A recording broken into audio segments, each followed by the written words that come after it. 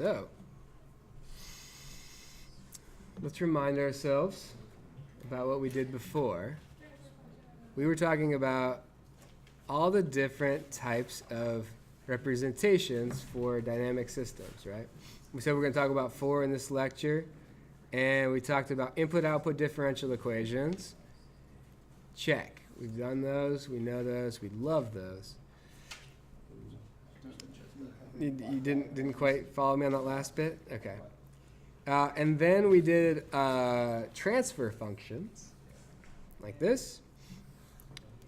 And then we did block diagrams. So we talked about concatenation, summing junctions, that type of thing. So we're all ready to go on our frequency response functions, which is the last one that we'll cover. So let a system have input u and output y.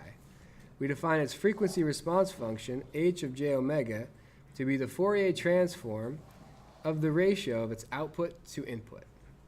So I guess I was going to draw myself a little.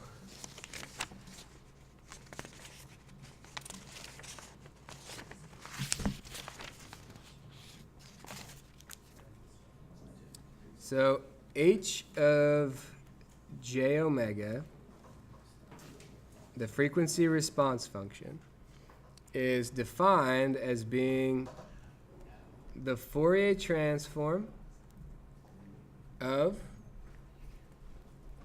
the output y of t, right? Ooh, not as fancy as that f, divided by the Fourier transform of the input. Yeah, I really like the second one better. Is that a Fourier transform? No, the letter, is that just like a cursive F? Yeah, it's a cursive F. So it's like... Talking about me? Yeah. What? Back in the day, we had to learn cursive. Yeah, I had to learn cursive. You had to get a license? Yeah, we got a cursive license. Oh, it was like a fake license. I don't know. I was laminated. I love that so much. Oh, I got a license in cursive. So you are a card carrying Licensed member. cursive writer. Oh no! I love that. It's probably somewhere. I probably have. Yeah, it probably is somewhere. You probably thought I would mess with that guys or CCW. That's amazing. That's my favorite thing of the week. It's just made my week. No. Okay, I love that too. But I've read every Calvin and Hobbes comic like 10 times, so I'm less surprised each time at how amazing it is. But it's still amazing every time. That one came out of the peanut gallery. It was good. That's disrespect. I can't write cursive. You can't write cursive? No, dude. Nobody It's trash. Fool!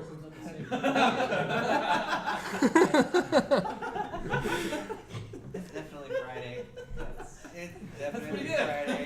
Now, There's something more going on with that. Fools. That's actually pretty good. That's pretty good. I approve. I feel like I could write the Titleist brand here. Title. I can't remember if there's an E. What? Titless. Titless. That's awkward. That's what I get. Titleist. I should edit that. I think there's an E in there. Titleist. Your F looks like your T's. It looks like Fitly.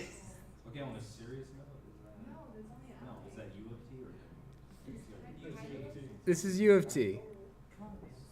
U of T. So it's the Fourier transform of the output divided by Fourier transform of the input. And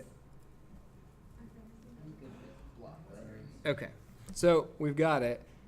Okay, good. And we often write the Fourier transform of a function y of t as capital Y of J omega. I'll explain the J's in a minute because it's weird that we're using these J's in there. Okay. So, Like, why is an imaginary number in there? yeah, so you might say it's weird that you're plugging this, like, okay, H of omega, Y of omega would make sense, but why is this J in here? I'll try to justify it. So now, we have used a strange notation for the Fourier transform of a function, including the J in the argument. In the context of frequency response, this is both conventional and gross. We will see why it's barely useful in a moment. So it's just conventional. People just put the J in there when they're talking about frequency response functions. I'll explain kind of. I don't really care about the J at all. The J is not is But we use J for representing what we used to call an difficult I for imaginary. yeah, it is totally. That's what it's supposed to be in here too. So it is the same J. But we're putting it in the argument. So when we say like H of, so I'll use Y because it's a Fourier transform of Y, the Fourier transform of Y of t, right? I see. So this is what we usually see. What I'm saying in the context of frequency response functions, we put a J in there. And it's just equal to, it's the same thing. We put the J in there, it's just a notational thing, and I'll try to explain why it's done. But it means exactly the same thing. It means the Fourier transform of Y. But also there's a J in there. It's like if we said Y of t, it's Y of t, but we're going to plug in alpha when we say that, just all the time. But for no reason. But it's conventional. It doesn't affect the math any. Yeah, I'll explain why it makes Messing with sense. my head, so please continue, because I want to be like, The wait, J is useless. You don't have to worry about it. Is that what you're trying to Yeah, it's like grades and how much money you make. They don't matter. tell that to my bank, please. If you get some really bad grades, Remember, he got a big engineer and decided to teach us. So yeah, I'm waiting for you to tell me what that means because I don't know what that means. Your ideas are of a broader spectrum than our narrow-minded views. it means that you could probably do teaching and another job part-time and you'd make like double what you currently are. If I did another job than this You'd be job, up at I would make double 5:30 what I'm giving making us right our now. notes instead of 3:30. But I wouldn't have as much fun. So that's really mostly why I do this job because I like it. But yeah, and it gives me freedom to do stuff I want to work on, which is cool. I like freedom. I don't really like working for people. The man. The man. That's what I want to be in the Okay. Typically, a system's dynamical model will first be developed as a differential equation. For instance, our input-output differential equation. That's the first model we learned. We have already learned how to find a system's transfer function, h of s, which is the Laplace transform of the ratio of input to output, right? That's what we did in the previous section. A shortcut to deriving the frequency response function, h of j omega, from the transfer function, h of s, is to note that the Fourier transform is, the Fourier transform of a function is equal to the Laplace transform of that function, with the substitution s becomes j omega. For the frequency response function, then, h of j omega is just h of s, the transfer function, with all the s's replaced by j omegas. So that's the like shortcut way to get to it. Like you don't actually have to go back to the definition here and compute these Fourier transforms. Yeah, nobody wants to do that. Everybody's like, Laplace transforms felt easier before. Also, a lot of times you have the Laplace transform already. because you already have the transfer function. And so if you want to have the frequency response function, just plug in S equals j omega. Note that we've used the same symbol h for both the Fourier and Laplace transforms, which is gauche AF barf. This is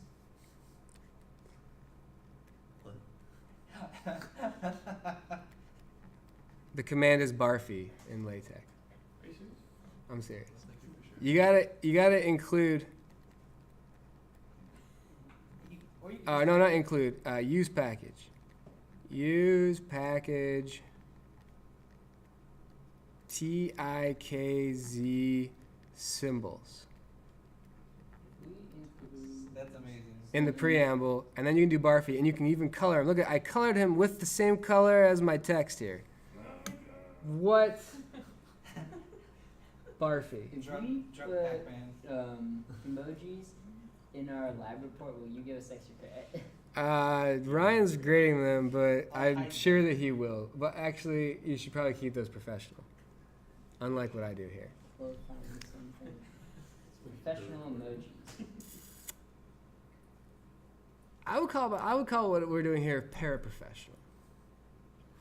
I was called that when I was an employee and a student at the same time. You're a paraprofessional, and I was like, okay. So that's what we're doing here Sorry too. about this. So is that what you would say if a boss handed you a deadline? Okay. No, I'm actually. What's funny is I joke around a lot in class with people, and I'm super informal. But When it needs to get done. yeah, in the context of interacting with colleagues and stuff, I do keep it quite professional. I think it's important to do that because I think it can get weird if you don't. So, Because this isn't weird at all. right. No, I actually think that in the classroom setting, it's cool to be like informal. I think it's better. But in the context of professional interactions with your colleagues, I think it's better to be a little more formal. I keep it a little bit more formal with them. It's just my style. Other people do it differently. But so this use of H as both the Fourier and Laplace transforms of this ratio,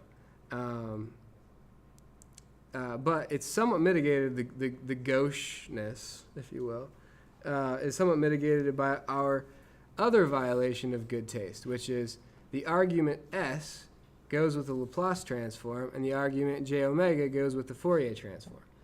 So this is the whole reason why we write h of j omega. Because we're using the Fourier, not the Laplace. Because it's because we typically get to the Fourier transform by substituting into the transfer function s equals j omega. So if you think of h as always just being the transfer function and you plugging in s equals j omega here, then it's fine. But it's just a really bad use of notation. Really, we should have like h hat or something is the frequency response function, and h is the transfer function. Or we just avoid using J unless we really want imaginary. Well, we do, because this is the imaginary number. So s being substituted for j omega, this is really the square root of -1. So then does that mean that S is imaginary? S is imaginary. Well, s is not. In the transfer function, s in general is complex. So s is equal to sigma plus j omega. There's a real part and there's an imaginary part. But when you're working with the frequency response function, you are saying this real part's 0. S is just equal to j omega. And there's a lot of subtlety in this, but I talked about it a little bit when I talked about the difference between the Fourier transform and the Laplace transform.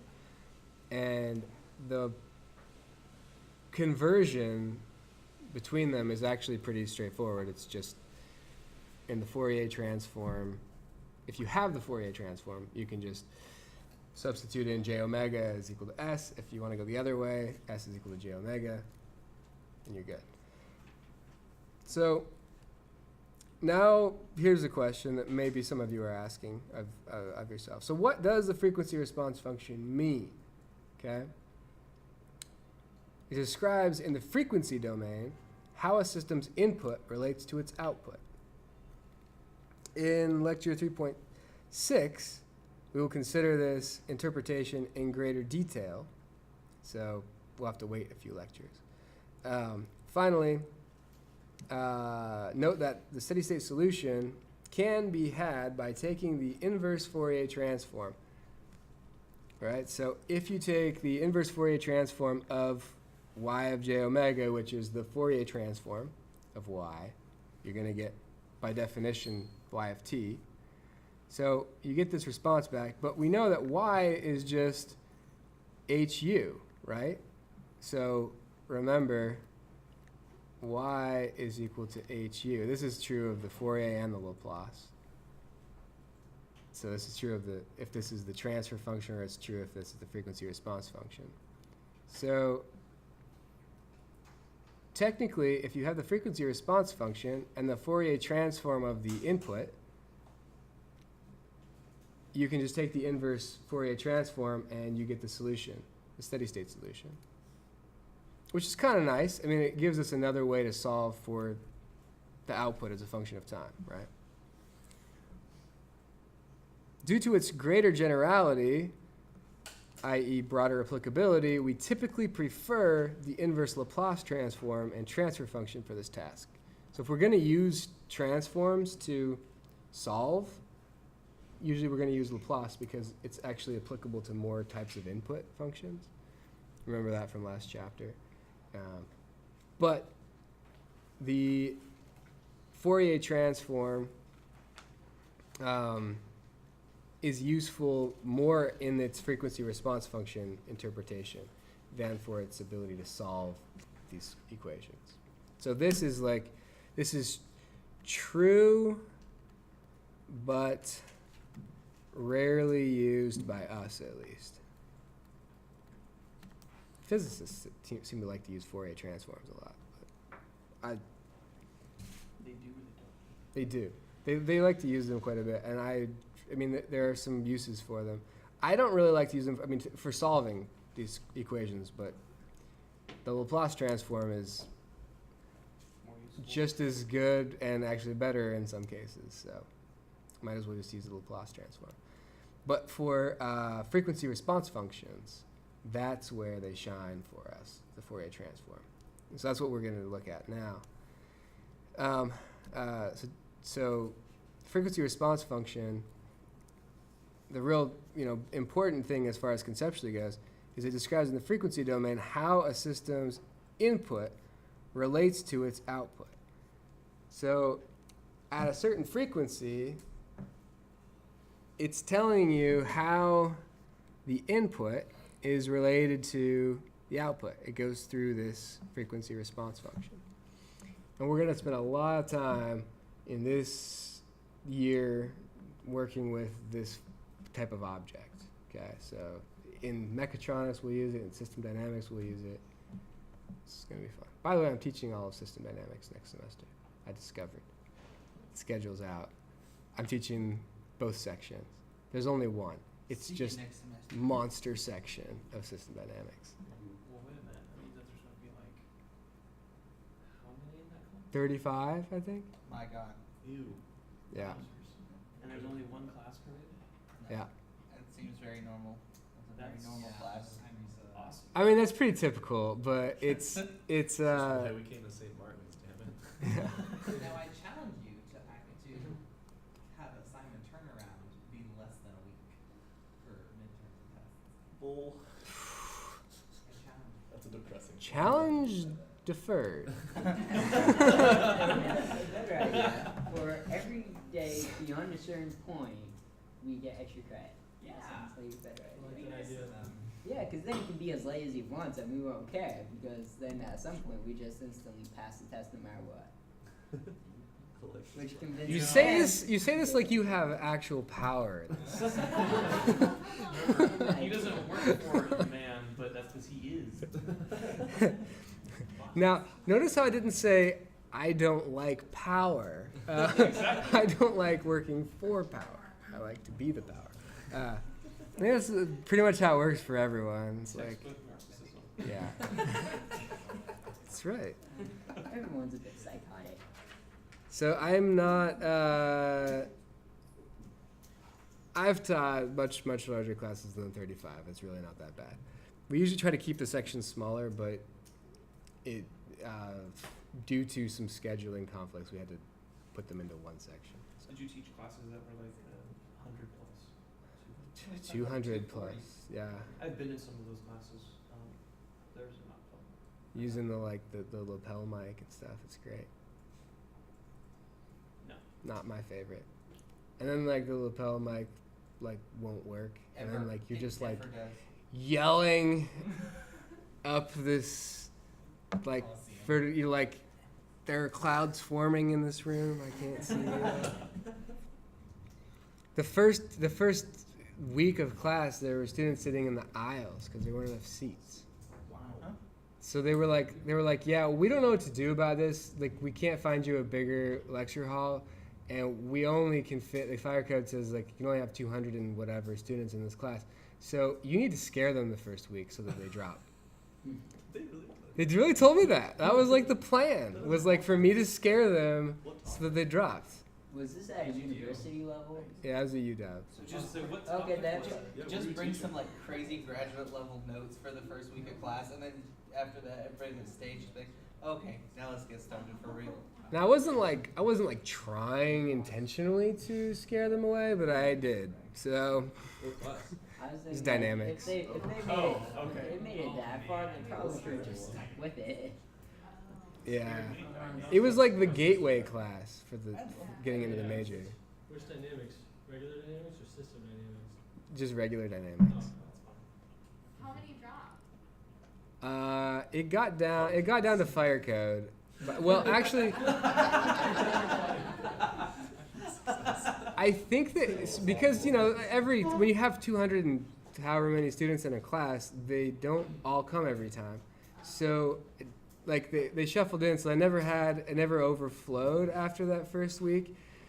But when I did exams, I had to start doing them in 2 different lecture halls because they had these little tiny desks with like little fold out thing. And like they were supposed to do engineering exams on these little things, but like stuck in there like sardines. And like there weren't even enough chairs all told, like when everyone came on test days. So yeah, for the final I had like 2 rooms going, and like I had 5 TAs helping me with this class. Like, it was crazy. I've taken I did a study abroad trip and I did tests like that. From a student's perspective, it sucked. Yeah, like I was stressed out for them. I was like,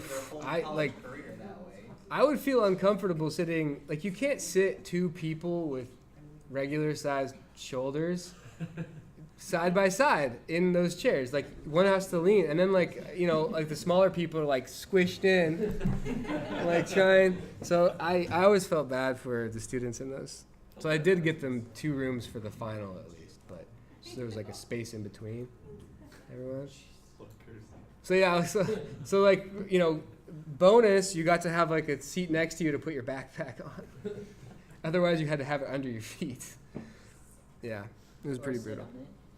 Yeah, this setup was a lot better. I like this better. 2 tables on my left.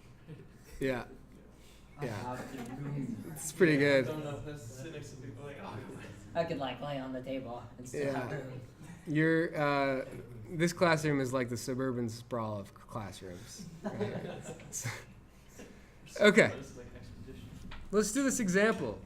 So we're given an input-output differential equation, second order. Shoot, I shouldn't have told you that. I should have asked what the order is. But anyways, It looks second through the square. yeah, it's second order. That's second order. MCD, yeah. But I did have a typo. There was no. You missed the square LT. Yep. So does everyone else. Tisk tisk. Oh, you're supposed to say girl. So find the transfer function h of s and the frequency response function h of j omega. And the transfer function. But they're the same thing. No. They're close. They're very related. So let's find the transfer function first, and then we're going to find the frequency response function from that, because that's the easy method. We could take the Fourier transform of No. it too. Yeah. I may not have power. Is but It's actually like Is almost the Laplace- same. Is Laplace sufficient? Because we already did the Laplace like last Wednesday. It was Wednesday. Yeah, we can do both. We can do Laplace and we can do Fourier. But we could also just recognize that to get from the Laplace to the Fourier, we just need to plug in s equals j omega. So it's really not that hard either way. So let's just do this. Let's say, okay, first step, if we're gonna use like the transfer function formula from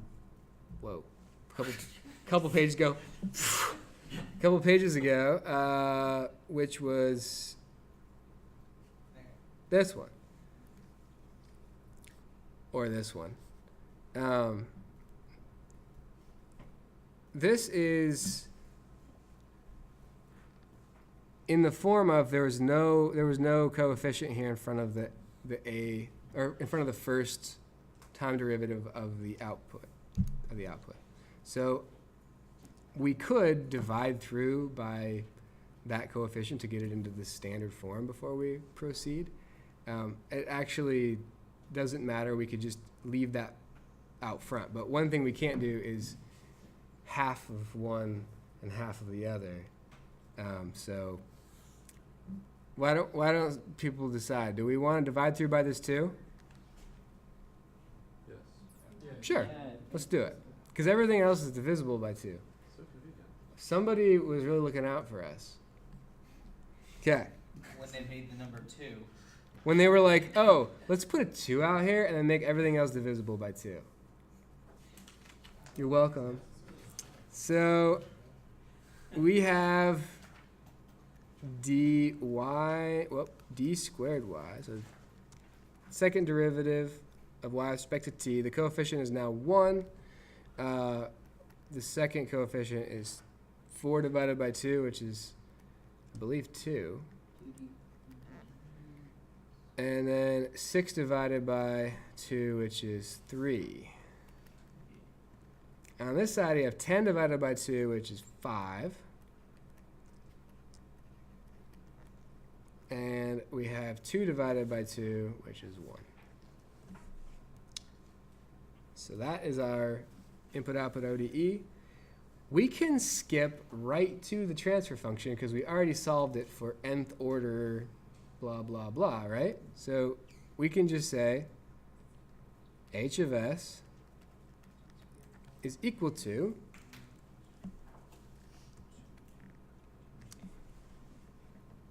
you can go back to the formula, but it's essentially a descending order in polynomials of s.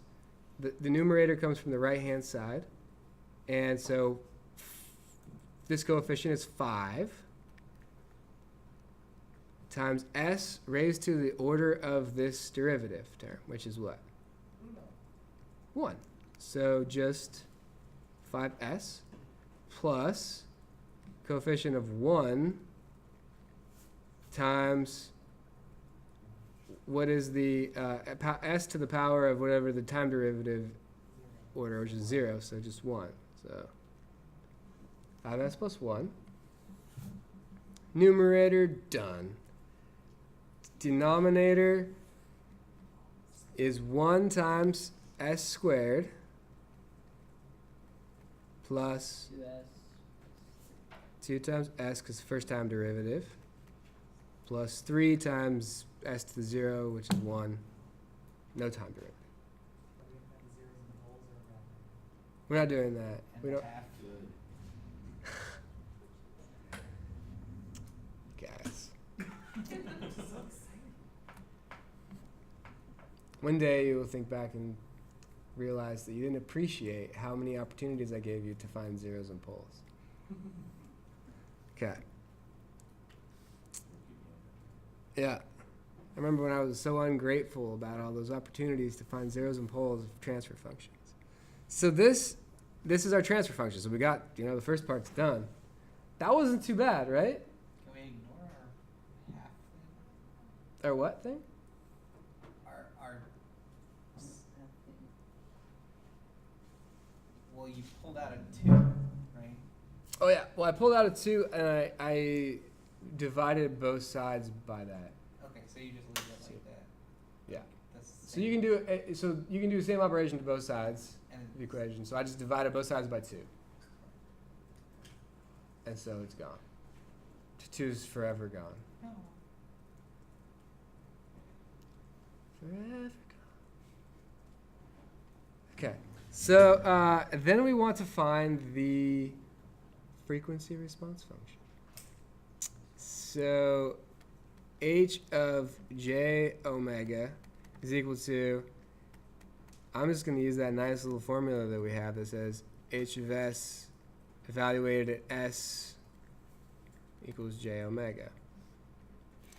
So we pretty much go back to the transfer function and plug in j omega everywhere. So 5 j omega plus 1 divided by j omega squared plus 2 j omega plus 3. So we are essentially done, right? But I thought that it might be good to at least rationalize this into a function, or into a function that has a real part and an imaginary part in the numerator at least, and not the denominator. Just so we get some practice doing that. I also want us to recognize how similar this is to something that we do in mechatronics. We've been doing in mechatronics lately. Does this remind us quite a bit of like the amplitude ratio that we solved for this morning between the input and the output sinusoid? What? Are you people shocked? In phasor, when you use impedances and phasor form, this morning in class we were finding the amplitude ratio from the input sinusoidal function to the output sinusoidal function. And it looked a lot like this. That is because what we found in class this morning, we'd never called it this, but it was the frequency response function. Yeah, I know. I have a gift for this. I have a gift for lots of things. Cliffhanger. It's so much easier to use gifts in conversations that happen online. Okay. I have tried using them in person conversations, but it's just not as effective. You got a computer right here. I know, but it just doesn't have the same effect, I've noticed. I'm like, wait, let me find this GIF. Okay, so, good. Let's combine, I'm just combining the real parts and the imaginary parts in the numerator and the denominator. This becomes real, right? Negative omega squared. 3 is also real. And then we've got the imaginary component, which is J2 omega. And I would turn this into polar form if I was in mechatronics, right? I would turn this into the phasor notation with a magnitude and a phase and divide them. But in this class, we haven't talked about phasors, and not everyone is in mechatronics, so I'm not going to use that way of talking about it. Instead, I'm just going to say we can always convert a complex ratio into a complex number in the numerator only, also known as rationalizing the expression, by multiplying by the complex conjugate of the denominator divided by complex conjugate of the denominator. So by multiplying by 1, where 1 is 3 minus omega squared minus j2 omega. Remember, the complex conjugate of a complex number is the same thing, but with the imaginary part sign flipped. And divided by 3 minus omega squared minus j2 omega. 1 plus j5 omega. 3 minus omega squared plus j2 omega. Okay, so what happens? Well, by construction, we know that the imaginary part of the denominator is gonna fall out. That's why we use the complex conjugate. So this is the imaginary, this is the real. When we do these cross terms, where we have a real times an imaginary, and this real times an imaginary, it's just FOIL or whatever, right? The mnemonic is. And we get that those terms are going to cancel out. So we only end up with 3 minus omega squared. So denominator first here. We'll do 3 minus omega squared. And then we're going to have the j times the j, which is -1, right? One of them's already negative, one of them's positive, so it makes it positive. 4 omega squared. All that's remaining is to FOIL the numerator, which is good times, because the cross terms don't fall out. So the two real parts are going to be the one where we multiply real by real and imaginary by imaginary. And so the real by real gives us 3 minus omega squared times 1. So that's fine.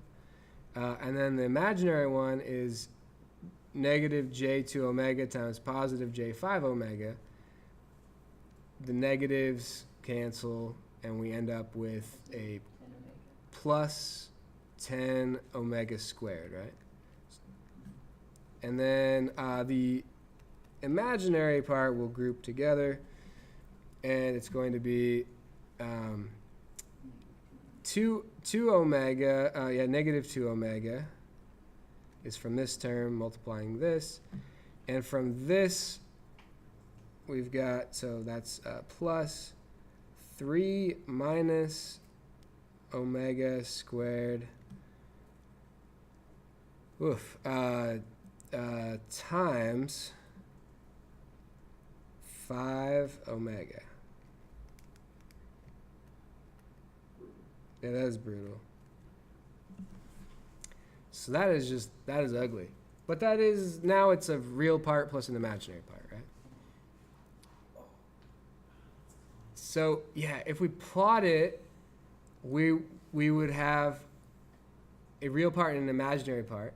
Or if we wrote it in polar form, it would be a magnitude of phase, right? And spoiler alert, the magnitude and phase plots together are this really cool thing called the Boda plot. Dun dun dun. Everybody, this is the shiz right here. This is it. So you should write that down in your notes. The shiz. The Boda plot, the reason why it's so powerful is it gives us a frequency domain representation of how input amplitudes at different frequencies become output amplitudes at those frequencies, and how input phases become output phases. So when we start thinking about things like resonances in systems, we will see that if you plot this versus omega, like the magnitude, for instance, the magnitude, so I'll just write the magnitude of h of j omega on the vertical axis and then the frequency on this axis. This is just a function. You take the magnitude, you can do that with Pythagorean theorem, right? You'll find that systems will come along and they'll have these peaks in them. They may have several peaks. And those peaks correspond to resonances at certain frequencies. So if you drive a system at that frequency, then the amplitude that comes out is multiplied by a big number, whereas at a different frequency, the amplitude that comes out would be small. So, Break. yeah. The break frequencies, yeah. And then also these usually fall off at high frequency. Also for filtering, you can think of this as, and in this class, that's often what we'll think about, is you can filter a signal with something, if you wouldn't really want something to look like that for a filter, probably.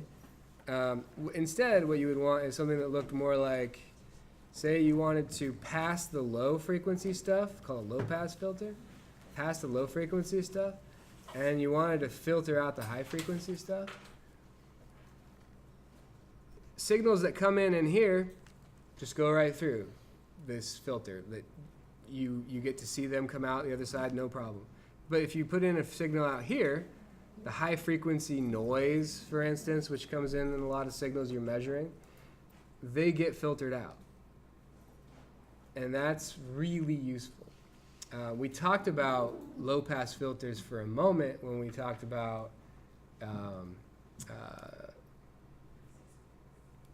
you gave us some mechatronics.